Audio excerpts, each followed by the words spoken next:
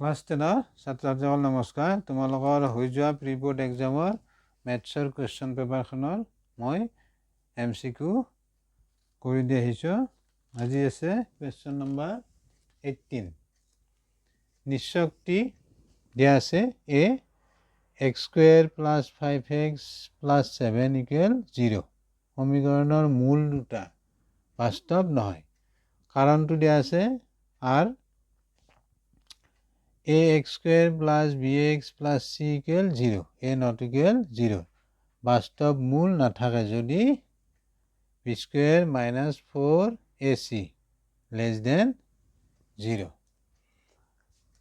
তোমালোকে জানাই সাধাৰণ দ্বিঘাত সমীকৰণটো আছিল আমাৰ ax² bx + c = 0 কণ্ডিশ্যন আছিল a not equal 0। গতিকে এই দ্বিঘাত সমীকৰণটোৰ বাস্তৱ মূল থকা চৰ্তটো আছিল এইটো। তাৰপিছত মূল দুটা সমান সেইটো। তাৰপিছত আছিলে আমাৰ কোনো বাস্তৱ মূল নথকা চৰ্ত এইটো। চাবা এই দ্বিঘাত সমীকৰণটো এইটো সাধাৰণ দ্বিঘাত সমীকৰণ। এই সাধাৰণ দ্বিঘাত সমীকৰণটোৰ কোনো বাস্তৱ মূল নাথাকে যদি এই চৰ্তটো মানি চলে। এতিয়া আমি চাম এই চৰ্তটো এই সমীকৰণটোই মানি চলিছেনে নাই চাম, অৰ্থাৎ বাস্তৱ মূল থাকেনে নাই আমি চাম। চোৱা আমাক কি দিয়া আছে সমীকৰণটো, তেতিয়া ব্যাখ্যাটো শুদ্ধ হ'ব। আমাক দিয়া আছে x² 5x + 7 = 0। চাবা এতিয়া b² আমি এই চৰ্তটো চাম, অৰ্থাৎ এতিয়া তুমি এই সমীকৰণটোক ax² bx + c = 0 ইয়াৰ লগত তুমি তুলনা কৰা। চোৱা a আছে ইয়াত x² হওক তোমাৰ a x² হওক a ইয়াতে x² হওক কি আছে কোনে মানে 1 তোমাৰ a = হ'ব 1 পাবা। তাৰপিছত b = হ'ব 5 c = 7। এতিয়া আমি চাম b² - 4ac ভ্যালু কি আহে চাওঁ। b² 5²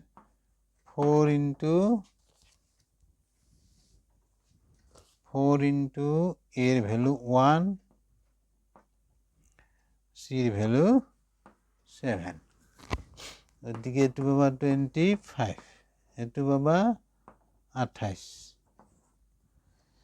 গতিকে তুমি ইয়াতে কি পাবা -3 <= 0 পালা বুজি।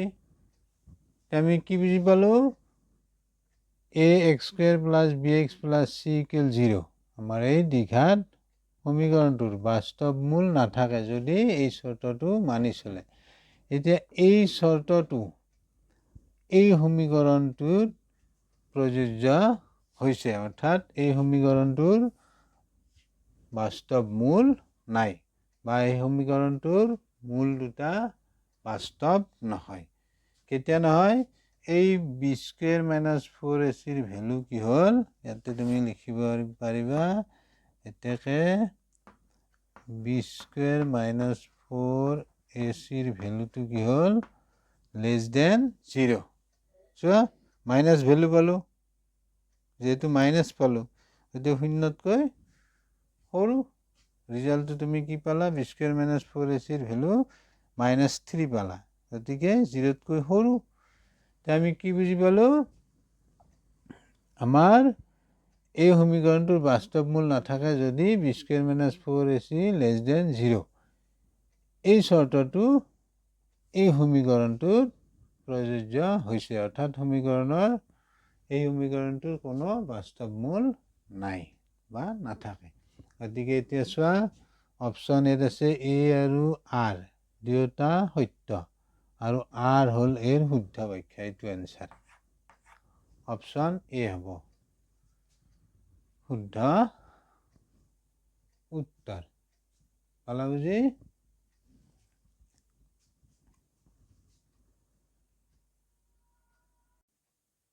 নেক্সট কুৱেশ্যন চাবা, 19 কুৱেশ্যন নাম্বাৰ।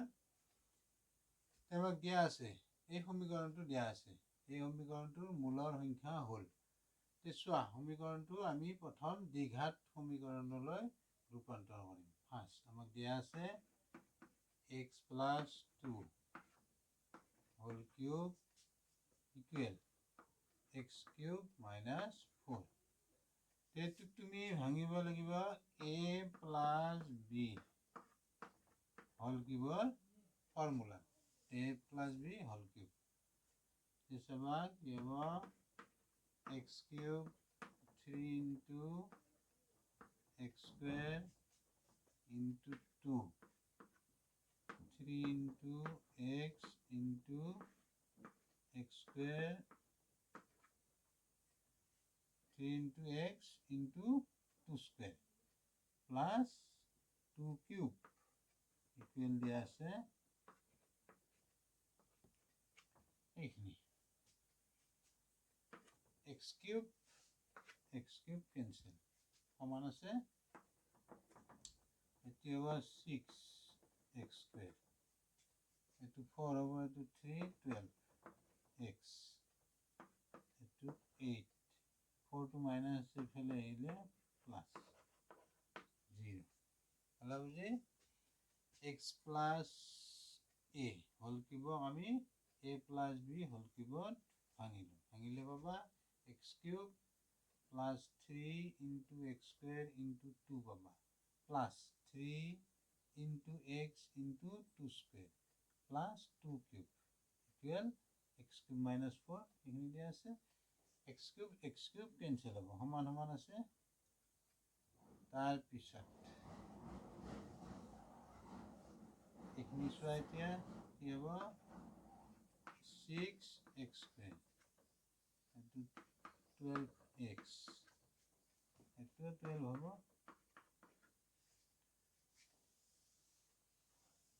এইখিনিৰ পৰা পাবা 6ৰে হৰণ দিয়া, দিলে এইটো x², এইটো 2, 2।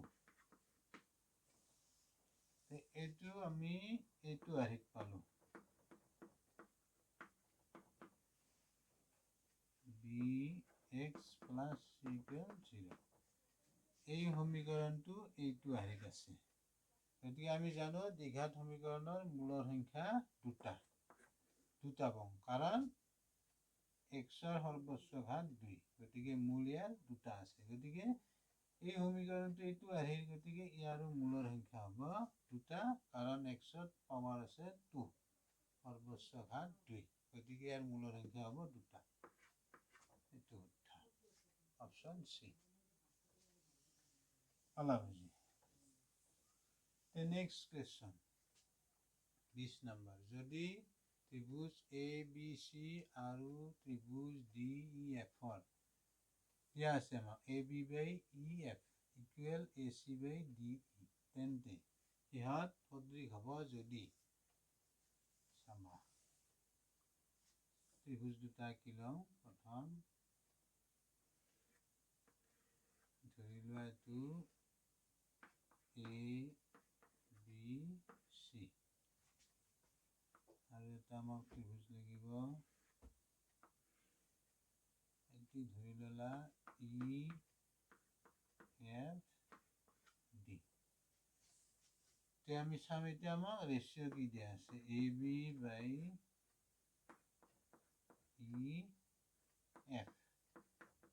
আৰু দিয়া আছে AC ইফালে /DE।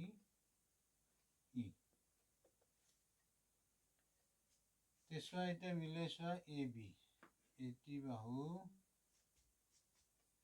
EF এটিৰ লগত আছে AC এটিৰ লগত আছে এইটো তেছো আমাৰ কি দিয়া আছে এটা ত্ৰিভুজৰ দুটা বাহু আন এটা ত্ৰিভুজৰ দুটা বাহুৰ সমানুপাতিক আৰু বাহু দুটাই গঠন কৰা মাজৰ কোণ দুটা কি হ'ব লাগিব সমান সমান চাবা উপপাদ্যটো এনেহে যে এটা ত্ৰিভুজৰ দুটা বাহু আন এটা ত্ৰিভুজৰ দুটা বাহুৰ সমানুপাতিক আৰু বাহু দুটাই গঠন কৰা মাজৰ কোণটো এই বাহু দুটাই গঠন কৰা এই মাজৰ কোণটো আৰু এই ত্ৰিভুজটোৰ এই বাহু দুটাই গঠন কৰা মাজৰ কোণটো কি হ'ব লাগিব সমান তেতিয়া ত্ৰিভুজ দুটা কি হ'ব সদৃশ এতিয়া আমাৰ অপশ্যন এইটো য'ত আছে সেইটোৱে হ'ব A equal E option B A equal E এই উপপাদ্যটো মতে আমাৰ A কোণ সমান E কোণ হ'ব লাগিব তেতিয়া আমাৰ সাদৃশ্য চৰ্তটো হ'ব ASAS অৰ্থাৎ এটা ত্ৰিভুজৰ দুটা বাহু আন এটা ত্ৰিভুজৰ দুটা বাহুৰ সমানুপাতিক আৰু বাহু দুটাই গঠন কৰা মাজৰ কোণ দুটা কি হ'ব লাগিব এই ত্ৰিভুজটোৰ এই বাহু দুটাই গঠন কৰা মাজৰ কোণটো আৰু এই ত্ৰিভুজটোৰ এই বাহু দুটাই গঠন কৰা মাজৰ কোণটো যদি ইকুৱেল হয় তেতিয়া SAS অৰ্থাৎ বাহু কোণ বাহু সাদৃশ্য চৰ্ত মতে ত্ৰিভুজ দুটা হ'ব সদৃশ পালা বুজি তোমালোকে বুজি পালানে নাই কমেণ্টত জনাবা আৰু ভিডিঅ'টো লাইক শ্বেয়াৰ ছাবস্ক্ৰাইব কৰিবা থেংক ইউ বাই বাই